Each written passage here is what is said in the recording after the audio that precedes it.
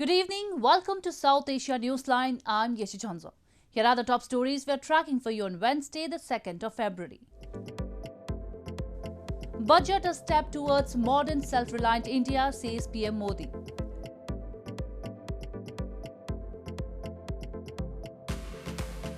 Advocacy group calls on Sri Lanka to repeal anti-terror law.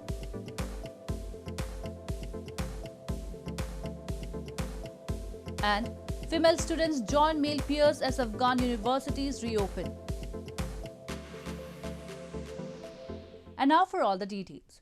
Indian Prime Minister Narendra Modi on Wednesday lauded the budget 2022-23 as a step towards a modern and self-reliant India, as it focuses on providing basic amenities to the poor, middle class and the youth. He stated that post-pandemic, the possibility of a new world order is emerging, and the initial indicators of it are already visible. Indian Prime Minister Narendra Modi on Wednesday, in a virtual address to his ruling Bharatiya Janata Party, lauded the Union Budget 2022-23 as a step towards a modern, self-reliant India, with its focus on providing basic amenities to the poor, middle class and youth. India unveiled a bigger budget of $529.7 billion for the coming fiscal year, stepping up investment on highways and affordable housing to put growth on a firmer footing as the economy recovers from the pandemic. Creation of jobs, a push for digital education and preparations for new age technologies such as blockchain and 5G services are among the highlights of new budget. It, however, has no changes in the income tax slabs or hikes in exemptions. बीते 7 वर्षों में जो निर्णय लिए गए, जो नीतियां बनी,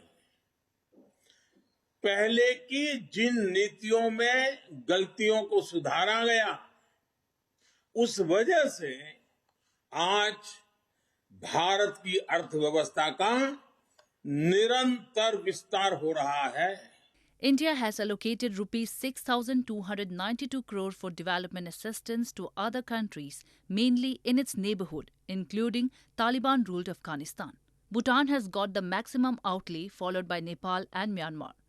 All macro indicators have indicated that Asia's third largest economy, India was well placed to face challenges helped by improving farm and industrial output growth, the government's annual economic survey said on Monday. India and Nepal have signed a Memorandum of Understanding for the construction of a Motorable bridge over the Mahakali River in northern border under New Delhi's grant assistance. Nepal's Transport Minister Renu Kumari Yadav on Tuesday said the newly announced project would strengthen bilateral relations. India and Nepal signed a Memorandum of Understanding for the construction of a motorable bridge over the Mahakali River connecting Dharchula in India's Uttarakhand with Dharchula in Nepal under Indian grant assistance on Tuesday. The agreement was signed by Ambassador of India Vinay Mohan Quatra and Secretary Ministry of Physical Infrastructure and Transport Government of Nepal Rabindranath Shrestha. Following the signing of the MOU, Nepal's Minister for Physical Infrastructure and Transport Renu Kumari Yadav said the project would strengthen Nepal-India relations. मलाई लाग्छ यो हस्ताक्षर भएपछि यदि द्रुत गतिमा काम भयो भने मलाई लाग्छ दुईटा देशको अझ सम्बन्ध पनि प्रगाढ हुनेछ. यातायात, व्यापार, हाम्रो जुन धर्म संस्कृति सबै कुरा छ यसलाई एउटा टेवा पुग्याउँछ भन्ने जस्तो मलाई लाग्छ. त्यसै कारणले यो कार्यक्रममा Indian Ambassador Quatra said the project's completion would establish a new foundation for economic prosperity in those areas which are connected. The construction of the bridge is planned to commence soon. Indian government had approved signing of the MOU between the two countries for construction of the bridge in January. In news from Pakistan, the inflation rate in Pakistan steeply rose to 13% in January, the highest in 2 years, due to a surge in prices of food, fuel and electricity, the country's Statistics Bureau said on Tuesday. This comes as Pakistan also starts to embrace the impact of inflationary mid-year budget introduced last month. Pakistan's Consumer Price Index or CPI rose to 13% in January from a year earlier. the Pakistan Bureau of Statistics said on Tuesday, the highest in 2 years. In December, the inflation figure was 12.3%, the Bureau said in a news release. The increase in CPI compared to last January was led foremost by electricity cost, which went up by 56.20% year-on-year, and cooking oils, which rose 50.33%. Rising fuel and electricity costs have put increasing pressure on the government of Prime Minister Imran Khan. Meanwhile, textile traders in Karachi said their businesses have been hit hard and urged the government to enhance exports and cut down imports to boost the economy. इस वक्त महंगाई तो उरूज पर है, जिसकी main वजह है कि हमारा रुपया जो है वो डीवैल्यू हो रहा है, और रुपीस जितना डीवैल्यू होगा इतनी महंगाई बढ़ेगी। और एक्सपोर्ट और इंपोर्ट जो है, इंपोर्ट काफ़ी बढ़ गया। पहले शुरू के अंदर एक्सपोर्ट काफ़ी बेहतर थी, अब वापस इंपोर्ट बढ़ना शुरू हो गया है। और मैं समझता हूँ कि जितना हम एक्सपोर्ट को बूस्ट करेंगे, इतना हमारी इकनॉमी बेहतर हो जाएगी। The rise in inflation rate comes as the government last month passed mid-year budget, increasing taxes in a bid to control the fiscal deficiency, a move meant to improve chances of a successful review of the International Monetary Fund program. Pakistan entered the 3-year $6 billion IMF program in 2019. The leaders' board is expected to meet this week to review country's reforms progress and economic targets. The United Nations mission to Afghanistan has called on the Taliban administration to release details on the detention of 2 Afghan journalists who disappeared on Monday. Fears for the safety of vocal opponents of the Taliban and prominent women have risen since the Islamist group took over the country last year as foreign forces withdrew. The UN Assistance Mission to Afghanistan (UNEMA) on Tuesday called on the Taliban administration to release details on the detention of 2 Afghan journalists who disappeared on Monday. Aslam Ejab and Waris Hazrat of Ariana TV, an Afghanistani media network, were taken on Monday afternoon, according to Ariana news manager Ali Asghari. UNEMA in a tweet said UN urges Taliban to make public why they detained these Ariana news reporters and to respect Afghans' rights. A Taliban administration spokesman, Bilal Karimi, said it was investigating the men's abduction and denied they had been arrested. Fears for the safety of vocal opponents of the Taliban and prominent women have risen since the Islamist group took over the country in August as foreign forces withdrew. Many civil society and women's rights activists fled the country. Also on Tuesday, the UN's human rights spokesperson gave a briefing in Geneva expressing major concern over the disappearance of 6 people last month in connection with the women's rights protests. We are very alarmed at the continued disappearance of 6 people who were abducted in Kabul 2 weeks ago in connection with the recent women's rights protests. We are gravely concerned for their well-being and their safety. These reports have also brought into focus what appears to be a pattern of arbitrary arrests and detentions, as well as torture and ill treatment of civil society activists, journalists and media workers, and former government officials and security forces in Afghanistan. Another Taliban administration spokesman, Zabiullah Mujahid, rejected the UN human rights spokeswoman's assessment, saying it was investigating the situation involving the abducted women. The Taliban says they have an amnesty for any previous opponents, including Afghan military members, and that they respect women's rights in line with Islamic laws and customs. But many human rights advocates and foreign diplomats remain skeptical. More news from Afghanistan. Afghanistan's public universities on Wednesday opened for the first time since the Taliban took over the country last year, with female students joining their male counterparts heading back to campus. Only universities in warmer provinces opened on Wednesday. Tertiary institutions in colder areas, including Kabul, are due to resume on February 26.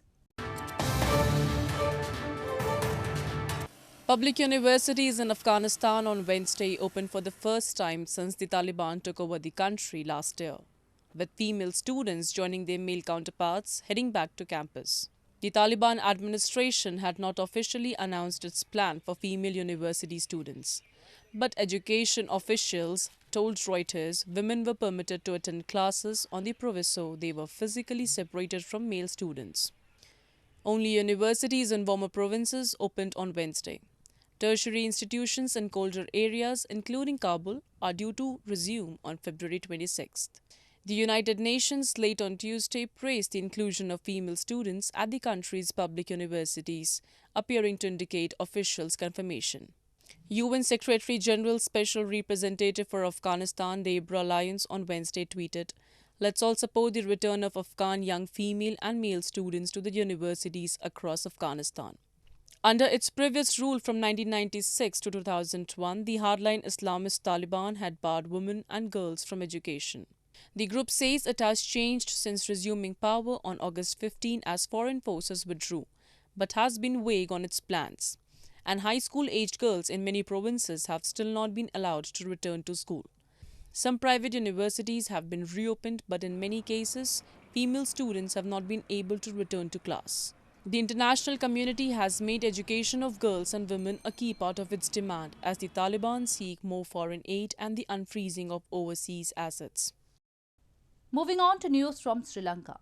The International Commission of Jurists has asked that Sri Lankan government must repeal the controversial Prevention of Terrorism Act that gives the police sweeping powers to arrest suspects without trial.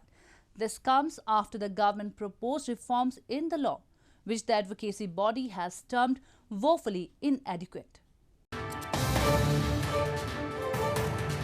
The Sri Lankan government must repeal the controversial Prevention of Terrorism Act or PTA that gives the police sweeping powers to arrest suspects without trial, the International Commission of Jurists or ICJ said in a statement on Tuesday, adding that the proposed reforms by the right-wing government were woefully inadequate. The advocacy body said the proposed amendments to the law, such as the reduction of detention period and allowing a person detained for 12 months to seek bail, still allow for persons to be deprived of liberty for an entire year without being given the opportunity to be heard before a court of law.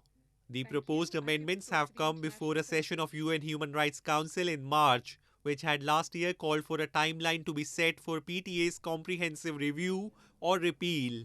Critics warn the law is being used as a weapon targeting dissidents and minorities in the Buddhist-majority South Asian island nation. This comes as there have also been calls by right groups to release Sri Lankan human rights lawyer Hejaz Hizbullah, who has been imprisoned since April 2020 under the PTA. Sri Lankan authorities said he had been imprisoned for links to the perpetrators of the 2019 Easter bombings, which killed more than 250 people, the island nation's worst attack since the end of civil war in 2009. Amid bone-chilling cold, the endangered Himalayan black bears are being given a special diet at the Dachigam National Park in India's Jammu and Kashmir. As their metabolism slows down during hibernation period, officials said it is important to feed them nutritional food to keep them energized. The Himalayan black bears are getting special care amid bone-chilling cold at the rehabilitation center of the famous Dachigam National Park in India's Jammu and Kashmir. The hibernation period is underway amid the harsh winter season, but the black bears do not completely go into sleep and need special diet, an official said. As they go into a restful mode and their metabolism slows down during the winter, jaggery, honey, dates and seasonal fruits are being included in their diet by workers of Wildlife SOS or Save Our Souls at the center. Typical hibernation में नहीं चले जाते, इनका activities तो चालू रहता है, उसको एनर्जी प्रोवाइड करने के लिए फीडिंग का हमें बहुत ख़ास ख्याल रखना पड़ता है, और जैसे कि आप इनके हेल्थ से भी वो शो हो रहा है कि किस तरह का फीडिंग इनको दिया जाता है, सो इनको हेल्थी रखने के लिए इनका फीडिंग का ध्यान बहुत ज़रूरी है.